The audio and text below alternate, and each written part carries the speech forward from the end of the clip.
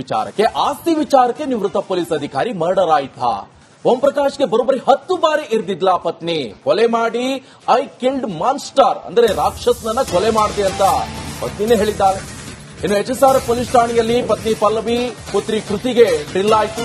ಈ ವೇಳೆ ಓಂ ಪ್ರಕಾಶ್ ಪುತ್ರಿ ಕೃತಿ ಭಾರಿ ಹೈಡ್ರಾಮವನ್ನು ನಡೆಸಿದ್ದಾಳೆ. ಪೊಲೀಸ್ ಜೀಪ್ನಿಂದ ಇಳಿಯಲು ಒಪ್ಪದೆ ಕೃತಿ ಕಿರಿಕನ್ನ ತೆಗೆದಿದ್ದಾಳೆ. ಕೊನೆಗೂ ಕೂಡ ಏನೆಲ್ಲ ಮಾಡಿ ಮನವೊಲಿಸಿ ಪೊಲೀಸ್ ಸ್ಟೇಷನ್ ಒಳಗೆ ಕರ್ಕೊಂಡು ಹೋಗೀಗ ವಿಚಾರಣೆ ಕೂಡ ನಡೆಸಲಾಗ್ತಾ ಇರುವಂತದ್ದು. ನೋಡಿ, ನಿವೃತ್ತ DGP Om Prakash Headley murder case ವಿಚಾರಕ್ಕೆ ಸಂಬಂಧಪಟ್ಟಂತೆ ಈಗಾಗಲೇ ಪತ್ನಿ ಹಾಗೆ ಮಗಳ ವಿಚಾರಣೆ ನಡೆಸಲಾಗ್ತಾ ಇದೆ. ಸ್ವತಃ ಪತ್ನಿ ಹಾಗೆ ಮಗಳು ಮರ್ಡರ್ ಮಾಡಿದ್ರೆ ಹಾಗಾದ್ರೆ ಓಂ ಪ್ರಕಾಶ್ಗೆ ಬರೋಬ್ಬರಿ 10 ಬಾರಿ ಇರ್ದಿದ್ಲು ಅಂತ ಗೊತ್ತಾಗ್ತಾ ಇರುವಂತದ್ದು. ಕೊಲೆ ಮಾಡಿ ತಕ್ಷಣ ಆಕೆ ಸ್ನೇಹಿತಿಗೆ ಕಾಲ್ ಮಾಡಿಬಿಟ್ಟು ಐ ಕಿಲ್ಡ್ ಮಾನ್ಸ್ಟರ್ ಅಂದ್ರೆ ರಾಕ್ಷಸನನ್ನು ನಾನು ಕೊಂದೆ ಅಂತ ಪಲ್ಲವಿ ಹೇಳಿದ್ಲು ಅಂತ ಗೊತ್ತಾಯಿತು. HSR ಪೊಲೀಸ್ ಠಾಣೆಯಲ್ಲಿ ಈಗ ಸದ್ಯ ಪತ್ನಿ ಹಾಗೆ ಪಲ್ಲವಿ ಅವರನ್ನ ತೀವ್ರ ವಿಚಾರಣೆ ನಡೆಸಲಾಗ್ತಾ ಇದೆ. ವಿಚಾರಣೆ ನಡೆಸಿದ್ರು, ಆಮೇಲೆ ಕರ್ಕೊಂಡು ಹೋಗಿ ವಾಪಸ್. ಈ ವೇಳೆ ಓಂ ಪ್ರಕಾಶ್ ಪುತ್ರಿ ಕೃತಿ ಭಾರಿ ಹೈಡ್ರಾಮಾ ಮಾಡಿದ್ದಾರೆ ಅಂತ ಹೇಳಿ ಸುದ್ದಿ ಬರ್ತಾ ಇದೆ. ಪೊಲೀಸ್ ಜೀಪ್ನಿಂದ ಇಳಿಯಲು ಒಪ್ಪದೆ ಕಿರಿಕ್ ಮಾಡಿದ್ರು ಅಂತ ಹೇಳಿ. ಯಾಕಂದ್ರೆ ಇವರಿಗೆಲ್ಲ ಏನಾಗಿರುತ್ತೆ, ಈ ಪೊಲೀಸ್ ಎಲ್ಲ ಅವತ್ತು ಆ ರನ್ಯ ಅನ್ನೋಳು ಅಷ್ಟೇ ಪೊಲೀಸ್ಗೆ ಸಂಬಂಧಪಟ್ಟವರು, ಇವರಿಗೆಲ್ಲ ಒಂದು ಮೈಲೇಜ್ ಸಿಕ್ಕಿರುತ್ತೆ, ನಾನು ಅವ್ರ ಮಗಳು ಇವಳು ಮಗಳು ಅಂತೇಳಿ.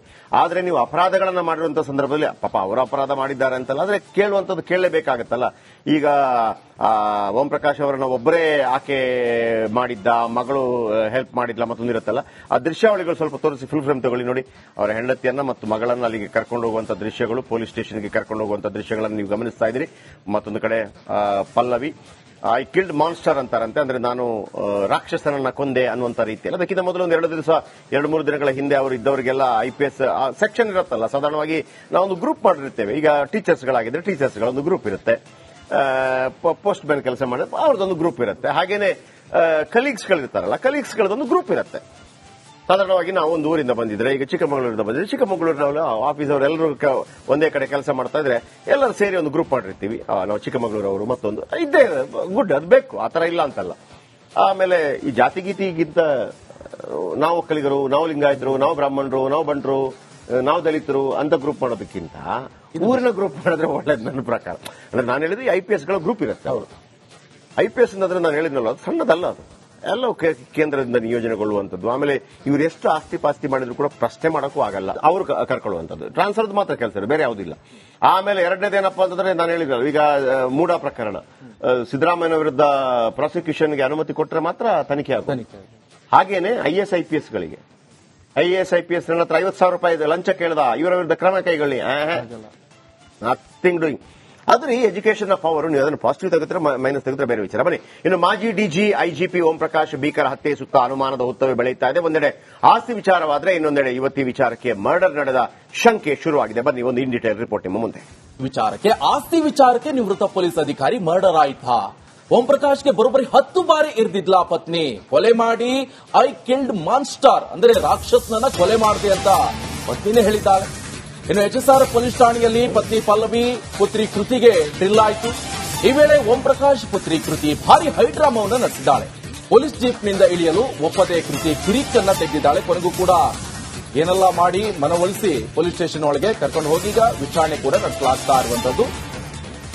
ನೋಡಿ, ನಿವೃತ್ತ DGP Om Prakash Headley murder case ವಿಚಾರಕ್ಕೆ ಸಂಬಂಧಪಟ್ಟಂತೆ ಈಗಾಗಲೇ ಪತ್ನಿ ಹಾಗೆ ಮಗಳ ವಿಚಾರಣೆ ನಡೆಸಲಾಗ್ತಾ ಇದೆ. ಸ್ವತಃ ಪತ್ನಿ ಹಾಗೆ ಮಗಳು ಮರ್ಡರ್ ಮಾಡಿದ್ರೆ ಹಾಗಾದ್ರೆ ಓಂ ಪ್ರಕಾಶ್ಗೆ ಬರೋಬ್ಬರಿ 10 ಬಾರಿ ಇರ್ದಿದ್ಲು ಅಂತ ಗೊತ್ತಾಗ್ತಾ ಇರುವಂತದ್ದು. ಕೊಲೆ ಮಾಡಿ ತಕ್ಷಣ ಆಕೆ ಸ್ನೇಹಿತಿಗೆ ಕಾಲ್ ಮಾಡಿಬಿಟ್ಟು ಐ ಕಿಲ್ಡ್ ಮಾನ್ಸ್ಟರ್ ಅಂದ್ರೆ ರಾಕ್ಷಸನನ್ನು ನಾನು ಕೊಂದೆ ಅಂತ ಪಲ್ಲವಿ ಹೇಳಿದ್ಲು ಅಂತ ಗೊತ್ತಾಯಿತು.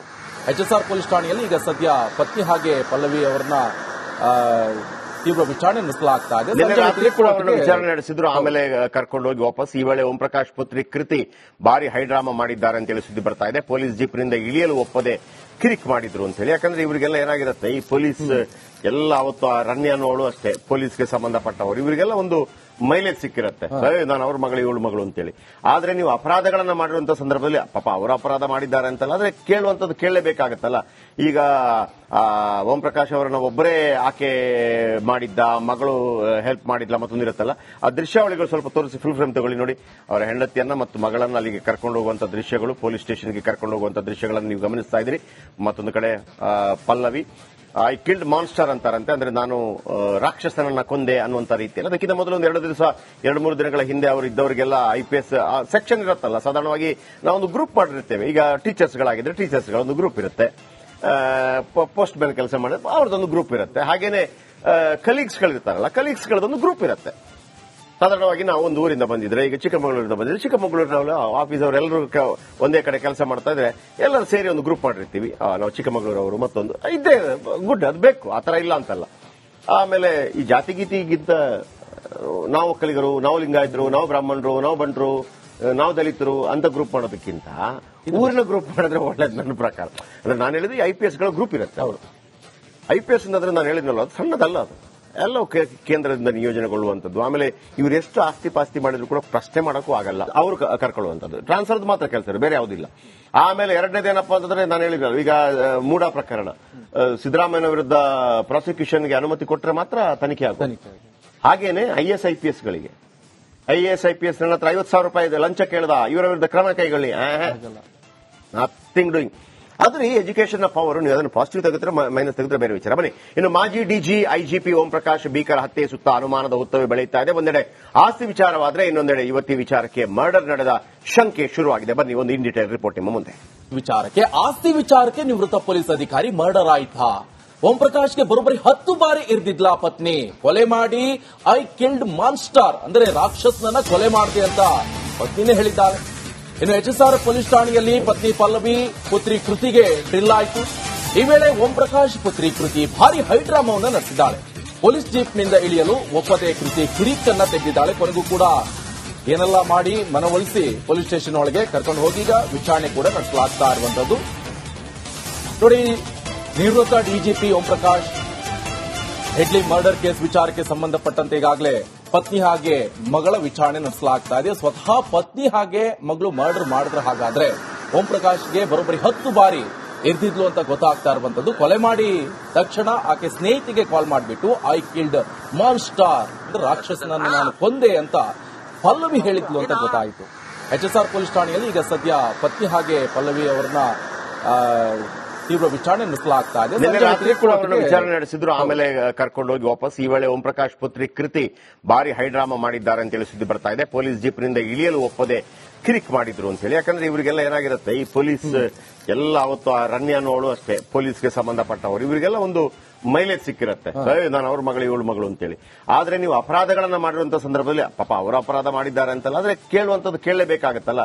ಈಗ ಓಂ ಪ್ರಕಾಶ್ ಅವರನ್ನ ಒಬ್ಬರೇ ಆಕೆ ಮಾಡಿದ್ದ, ಮಗಳು ಹೆಲ್ಪ್ ಮಾಡಿದ್ಲ, ಮತ್ತೊಂದಿರುತ್ತಲ್ಲ, ಆ ದೃಶ್ಯಾವಳಿಗಳು ಸ್ವಲ್ಪ ತೋರಿಸಿ ಫುಲ್ ಫ್ರೇಮ್ ತಗೊಳ್ಳಿ. ನೋಡಿ, ಅವರ ಹೆಂಡತಿಯನ್ನ ಮತ್ತು ಮಗಳನ್ನ ಅಲ್ಲಿಗೆ ಕರ್ಕೊಂಡು ಹೋಗುವಂತ ದೃಶ್ಯಗಳು, ಪೊಲೀಸ್ ಸ್ಟೇಷನ್ಗೆ ಕರ್ಕೊಂಡು ಹೋಗುವಂತ ದೃಶ್ಯಗಳನ್ನು ನೀವು ಗಮನಿಸ್ತಾ ಇದ್ದೀರಿ.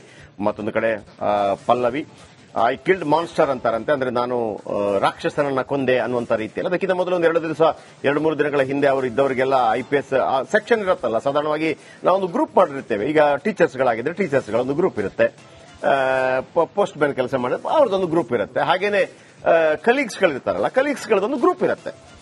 ಸಾಧಾರಣವಾಗಿ ನಾವು ಒಂದು ಊರಿಂದ ಬಂದಿದ್ರೆ, ಈಗ ಚಿಕ್ಕಮಗಳೂರಿಂದ ಬಂದಿದ್ರೆ, ಚಿಕ್ಕಮಗಳೂರಿನ ಆಫೀಸ್ ಅವರೆಲ್ಲರೂ ಒಂದೇ ಕಡೆ ಕೆಲಸ ಮಾಡ್ತಾ ಇದ್ರೆ ಎಲ್ಲರೂ ಸೇರಿ ಒಂದು ಗ್ರೂಪ್ ಮಾಡಿರ್ತೀವಿ. ನಾವು ಚಿಕ್ಕಮಗಳೂರವರು ಮತ್ತೊಂದು ಇದ್ದೇ ಗುಡ್, ಅದು ಬೇಕು, ಆತರ ಇಲ್ಲ ಅಂತಲ್ಲ. ಆಮೇಲೆ ಈ ಜಾತಿ ಗೀತಿಗಿಂತ ನಾವು ಒಕ್ಕಲಿಗರು, ನಾವು ಲಿಂಗಾಯತರು, ನಾವು ಬ್ರಾಹ್ಮಣರು, ನಾವು ಬಂಟರು, ನಾವು ದಲಿತರು ಅಂತ ಗ್ರೂಪ್ ಮಾಡೋದಕ್ಕಿಂತ ಊರಿನ ಗ್ರೂಪ್ ಮಾಡಿದ್ರೆ ಒಳ್ಳೇದು ನನ್ನ ಪ್ರಕಾರ. ಅಂದ್ರೆ ನಾನು ಹೇಳಿದ್ರೆ IPS ಗಳ ಗ್ರೂಪ್ ಇರುತ್ತೆ. ಅವರು IPS ಅಂದ್ರೆ ನಾನು ಹೇಳಿದ್ನಲ್ಲ, ಅದು ಸಣ್ಣದಲ್ಲ, ಅದು ಎಲ್ಲ ಕೇಂದ್ರದಿಂದ ನಿಯೋಜನೆಗೊಳ್ಳುವಂಥದ್ದು. ಆಮೇಲೆ ಇವರು ಎಷ್ಟು ಆಸ್ತಿ ಪಾಸ್ತಿ ಮಾಡಿದ್ರು ಕೂಡ ಪ್ರಶ್ನೆ ಮಾಡೋಕ್ಕೂ ಆಗಲ್ಲ, ಅವರು ಕರ್ಕೊಳ್ಳುವಂಥದ್ದು. ಟ್ರಾನ್ಸ್ಫರ್ದು ಮಾತ್ರ ಕೆಲಸ, ಬೇರೆ ಯಾವುದಿಲ್ಲ. ಆಮೇಲೆ ಎರಡನೇದೇನಪ್ಪ ಅಂತಂದ್ರೆ ನಾನು ಹೇಳಿದ್ರಲ್ಲ, ಈಗ ಮೂಡಾ ಪ್ರಕರಣ, ಸಿದ್ದರಾಮಯ್ಯ ವಿರುದ್ಧ ಪ್ರಾಸಿಕ್ಯೂಷನ್ಗೆ ಅನುಮತಿ ಕೊಟ್ಟರೆ ಮಾತ್ರ ತನಿಖೆ ಆಗುತ್ತೆ. ಹಾಗೇನೆ IAS ಗಳಿಗೆ ನನ್ನ ಹತ್ರ 50,000 ರೂಪಾಯಿ ಲಂಚ ಕೇಳ್ದ, ಇವರ ವಿರುದ್ಧ ಕ್ರಮ ಕೈಗೊಳ್ಳಿ, ನಥಿಂಗ್ ಡೂಯಿಂಗ್. ಆದ್ರೆ ಈ ಎಜುಕೇಷನ್ ಪವರ್, ನೀವು ಅದನ್ನು ಪಾಸಿಟಿವ್ ತೆಗೆದ್ರೆ ಮೈನಸ್ ತೆಗೆದ್ರೆ ಬೇರೆ ವಿಚಾರ. ಬನ್ನಿ, ಇನ್ನು ಮಾಜಿ DG IGP ಓಂ ಪ್ರಕಾಶ್ ಭೀಕರ ಹತ್ಯೆ ಸುತ್ತ ಅನುಮಾನದ ಹುತ್ತವೇ ಬೆಳೆಯುತ್ತಾ ಇದೆ. ಒಂದೆಡೆ ಆಸ್ತಿ ವಿಚಾರವಾದ್ರೆ ಇನ್ನೊಂದೆಡೆ ಯುವತಿ ವಿಚಾರಕ್ಕೆ ಮರ್ಡರ್ ನಡೆದ ಶಂಕೆ ಶುರುವಾಗಿದೆ. ಬನ್ನಿ, ಒಂದು ಇನ್ ಡೀಟೇಲ್ ರಿಪೋರ್ಟ್ ನಿಮ್ಮ ಮುಂದೆ.